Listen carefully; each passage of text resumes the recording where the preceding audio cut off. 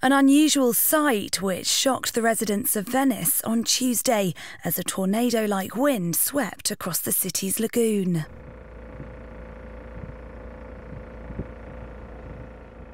The whirlwind, which according to experts was not quite at the magnitude of a tornado, could be seen spiralling across the waters, captured on mobile phones by locals.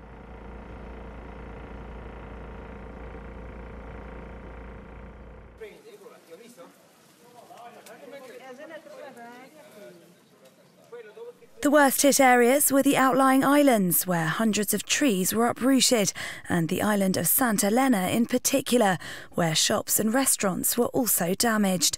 There were no reports of any injuries.